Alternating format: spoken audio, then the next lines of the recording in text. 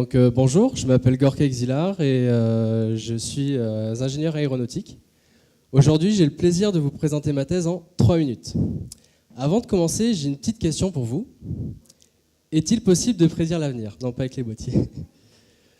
Les médias nous ont montré à quel point cet exercice peut être difficile. Personne n'avait prédit le Brexit, l'élection de Donald Trump ou encore l'élimination de Nicolas Sarkozy ce dimanche. Donc on voit à quel point il est difficile de prédire l'avenir. Mais en ce qui concerne les moteurs d'avion, j'ai ma petite idée. Pourquoi ? Tout simplement parce que ma thèse, c'est rendre les avions plus propres. Alors aujourd'hui, on a tous de plus en plus conscience de notre impact environnemental. Et si on se focalise sur le transport mondial, le transport aéronautique représente déjà 12% des émissions de CO2. Et on sait tous que ce moyen de transport va continuer à croître, à se développer. Donc aujourd'hui, on peut se poser la question, comment pouvons-nous faire pour diminuer cet impact environnemental ? 2 solutions, soit on arrête de prendre l'avion, ce qui est impossible, soit on trouve des solutions pour améliorer les performances de nos avions. Dans ma thèse, on s'intéresse sur les performances des moteurs. Donc le moteur qui est la partie qui sert à générer la puissance pour faire voler l'avion. Et dans ma thèse, on étudie une nouvelle architecture de moteur.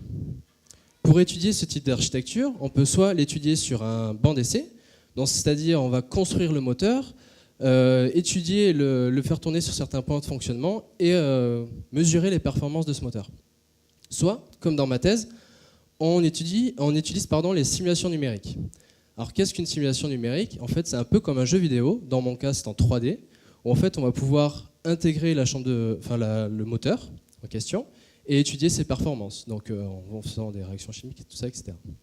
Dans ma thèse, on utilise les simulations numériques pour comparer les résultats expérimentaux sur une architecture. Donc dans ma thèse, on a rajouté différents modules pour pouvoir étudier ce type de moteur. Nous sommes en train de comparer donc, nos résultats de nos simulations aux données expérimentales, qui sont actuellement très très bonnes. Nous sommes actuellement en train d'écrire un papier là-dessus.